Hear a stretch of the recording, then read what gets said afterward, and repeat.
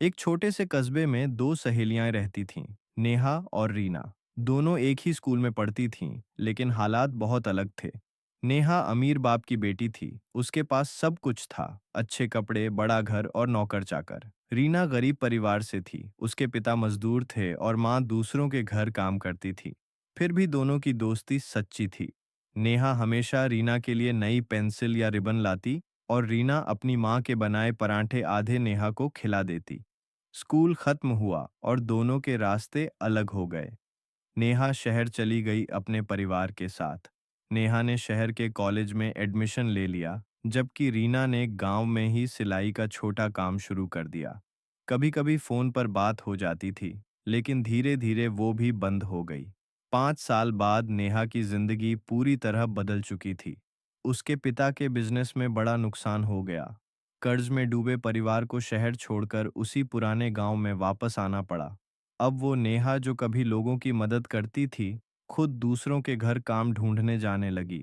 पर गांव में लोग भी वही थे, जो पहले उसके घर की चमक देखकर सलाम करते थे, अब उसे देखकर रास्ता बदल लेते थे। एक दिन नेहा काम की तलाश में गांव के बाजार की तरफ जा रही थी। सड़क किनारे उसे एक नया बुटीक दिखा, रीना बुटीक। वो ठिठक गई, सोचने लगी, क्या ये वही रीना है? हिम्मत जुटाकर अंदर गई। सामने एक सलीकेदार और आत्मविश्वासी औरत खड़ी थी। वो वाकई रीना ही थी। रीना ने नेहा को देखते ही कहा, अरे नेहा, तू यहाँ कितने साल बाद मिल रही है? नेहा की आंखें भर आईं। रीना, वक्त ने सब छीन लिया, अब काम ढूंढ रही हूँ, कोई काम मिलेगा क्या? रीना ने बिना सोचे कहा, काम क्यों नहीं मिलेगा? ये बुटीक मैंने अपने हाथों से खड़ा किया है। तू मेरे साथ काम कर, दोनों मिलकर इसे और बड़ा बनाएंगे। नेहा बोली, पर मैं तो अब कुछ नहीं जानती रीना। रीना मुस्कुराई, जो सीखने की चाह रखता है वो सब कुछ जान जाता है। नेहा ने बुटीक में काम शुरू किया।